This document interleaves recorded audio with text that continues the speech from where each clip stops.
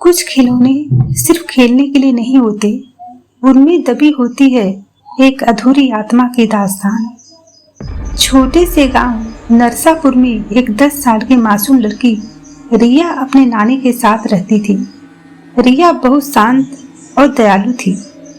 एक दिन बारिश के मौसम में बिजली कड़कने के बाद घर के अंदर रखे एक पुराने बक्से की चाबी अपने आप ही खुल गई।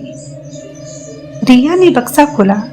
उसमें एक गुड़िया थी, धूल से भरी, कपड़े फटे हुए, लेकिन उसकी आंखें चमकदार थी, जैसे किसी जिंदा इंसान की हो।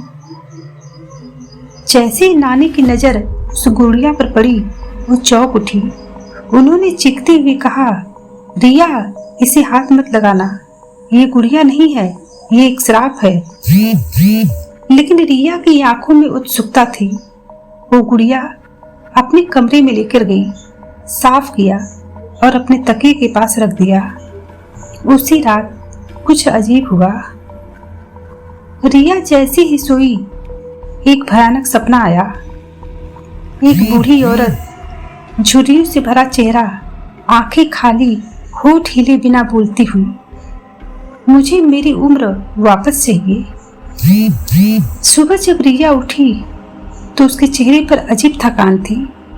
अगले कुछ दिनों में उसके चेहरे पर झुर्रियां दिखने लगी। वही गुड़िया हर दिन थोड़ी जवान दिखने लगी। नानी की हालत भी बिगड़ने लगी। उसे पता था श्राप जाग उठा है। एक रात रिया को सपना आया जिसमें सब कुछ साफ साफ दिखा। बहुत साल पहले उस गांव में एक काली जादूगरनी रहती थी, जिसे गुड़िया बनाने का बहुत शौक था, लेकिन वह बच्चों की आत्मा से उन्हें जिंदा बनाती थी। गांव वालों ने जब उसकी सच्चाई जानी तो उसे जला दिया।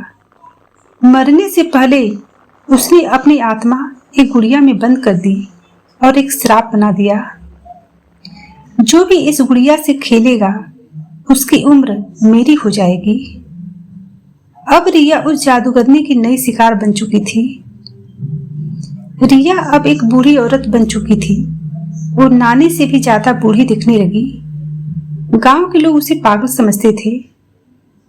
एक रात रिया ने आखिरी बार सपने में देखा, हवेली में रखे टूटे दर्पण में ही मुझे कैद किया जा सकता है, वही वो आखिरी मंत्र लिखा है।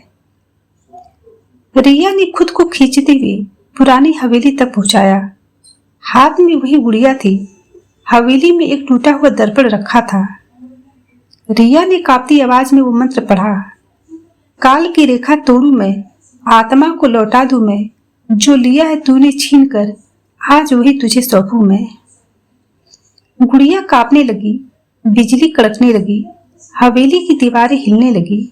फिर अचानक एक काला धुआं गुड़िया से निकला। एक भयानक चीख के साथ वो धुआं दर्पण में समा गया। रिया की उम्र वापस लौट आई। वो फिर से वही मासूम सी बच्ची बन गई। नानी ने उसे प्यार से गले लगा लिया, लेकिन हवेली में वही गुड़िया और दर्पण अब भी रखे थे। अब वहां पर एक बोर्ड लटकाया गया था, जिस पर लिखा था, इसे छूना मत, ये सिर्फ एक गुड़िया नहीं है, ये एक अधूरी आत्मा की कहानी है जो दोबारा जाग सकती है। दोस्तों, कभी कभी पुराने खिलौनों में सिर्फ यादें नहीं होती, बल्कि कोई रुकी हुई आत्मा भी छुपी होती है और उसका खेल आज भी खत्म नहीं हुआ। तो दोस्तों, कैसी लगी स्टोरी?